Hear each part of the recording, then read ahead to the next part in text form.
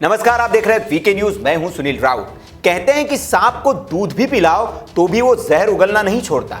उसकी तो फितरत होती है काटना और जहर उगलना। कश्मीर के कुछ गद्दार नेता भी ऐसे ही जहरीले सांप है जो खाते तो भारत का है, भारत की जनता के टैक्स के पैसों पर मौज मारते हैं, लेकिन इनका दिल पाकिस्तान के लिए धड़कता है। इन गद्दारों की सूची बड़ी लंबी है, लेकिन भारत सरकार ने 370 हटाकर इन पर लगाम कस दी है। हालांकि अब फिर से ये फन उठाने की कोशिश करने लगे हैं। कश्मीर से 370 हटने के बाद इन जहरीले नागों को सरकार ने पिंजरे में बंद कर रखा था। तब तक ये सही थे, लेकिन जैसे ही इन्हें आजाद किया गया, फिर से इन्होंने भारत के खिलाफ साजिशें रचनी शुरू कर दी। फारूक अब्दुल्ला, इनका एक पैर कब्र में है, लेकिन इस उम्र में भी इनको भारत की बजाय चीन और पाकिस्तान पर प्यार आ रहा है और वो कश्मीर पर चीनी शासन चाहता है। अब इस गद्दार के साथ आजाद होते ही जहरीली नागिन महबूबा मुफ्ती ने भी हाथ मिला लिया है। पीडीपी की मुखिया महबूबा मुफ्ती की रिहाई के तुरंत बाद कश्मीर में फिर साजिशों का गठबंधन होने लगा है। गुरुवार को जम्मू कश्मीर में फिर से आर्टिकल 370 बहाल करने की मांग को लेकर नेशनल कॉन्फ्रेंस के मुखिया फारूक अब्दुल्ला के घर पर कश्मीर के ऐसे ही गद्दार नेताओं की एक बैठक हुई। यह बैठक गुपकार घोषणा पर आगे की कार्रवाई का खाका तैयार करने के लिए बुलाई गई थी। अब ये गुपकार घोषणा क्या है, ये भी समझ लीजिए। नेशनल कॉन्फ्रेंस के अध्यक्ष फारूक अब्दुल्ला के कश्मीर में गुपकर रोड स्थित आवास पर 4 अगस्त 2019 को 8 स्थानीय राजनीतिक दलों के साथ एक बैठक की थी। उस वक्त घाटी में सुरक्षा बलों की भारी तैनाती थी। पर्यटकों को वहां से निकलने के लिए कहा गया था।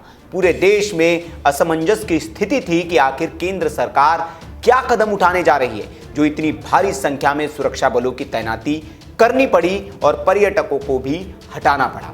असमंजस के इसी माहौल में कश्मीरी राजनीतिक दलों ने मीटिंग बुलाई। उस मीटिंग में एक प्रस्ताव पारित किया गया था जिसे गुपकार घोषणा का नाम दिया गया था।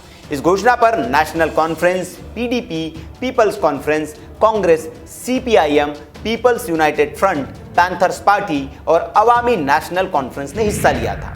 अगले ही दिन 5 अगस्त 2019 को केंद्र सरकार ने आर्टिकल 370 और आर्टिकल 35A को हटाने और जम्मू कश्मीर को 2 भागों में बांटकर जम्मू कश्मीर और लद्दाख के रूप में 2 केंद्र शासित प्रदेश बनाने का प्रस्ताव संसद में पेश कर दिया था, जिसके बाद 22 अगस्त 2020 को फिर से 6 राजनीतिक दलों नेशनल कॉन्फ्रेंस, पीडीपी, कांग्रेस, पीपल्स कॉन्फ्रेंस, सीपीआईएम और अवामी नेशनल कॉन्फ्रेंस ने गुपकार घोषणा 2 पर दस्तखत किए थे और इसके तहत इन सब ने जम्मू कश्मीर में आर्टिकल 370 और आर्टिकल 35A की वापसी की लड़ाई के साथ लड़ने का संकल्प लिया था।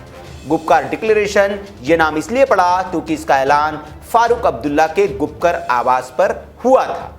कमाल की बात यह है कि पाकिस्तान के विदेश मंत्री शाह महमूद कुरैशी ने भी गुपकर घोषणा 2 की तारीफ की थी।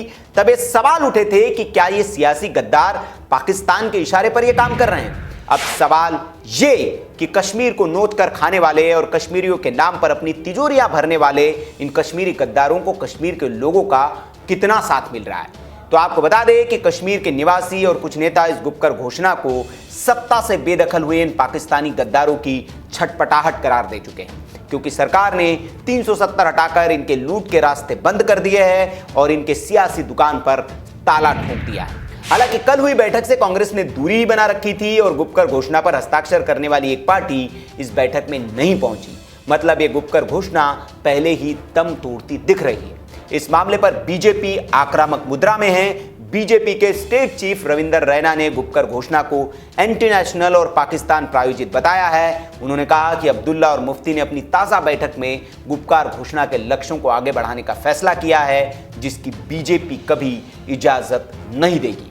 अब्दुल्ला और महबूबा मुफ्ती जैसे राजनेता अपने अपराधों को कवर करने की कोशिश कर रहे हैं। गुपकर घोषणा की आड़ में वे घाटी में उपद्रव की योजना बना रहे हैं।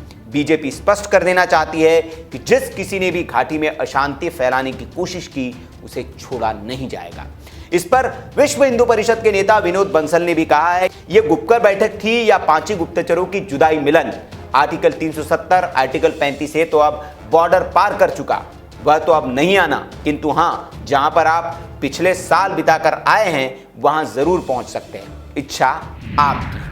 अब सवाल यह कि ये पिटे हुए सियासी मोहरे गुपकार घोषणा के बहाने शांति के इस रास्ते पर लौट रहे कश्मीर को क्या फिर सियासी आग में झोंकना चाहते? और क्या सरकार इनको इस बात की इजाजत देगी या फिर इन जहरीले नागों को उठाकर फिर जेल की सलाखों के पीछे फेंक देगी ताकि कश्मीर का अमन चैन बना रहे? फैसला सरकार को करना है और उम्मीद है कि सरकार इन नागों को घाटी में फिर से जहर फैलाने की इजाजत नहीं देगी। आपको क्या लगता है, क्या कश्मीर के इन गद्दारों पर सरकार को कोई एक्शन लेना चाहिए? कमेंट बॉक्स में आप अपनी राय हमें जरूर दें। वीडियो अच्छा लगा हो तो लाइक करें, शेयर करें और ऐसी खबरों के लिए आप देखते रहिए वीके न्यूज़। नमस्कार।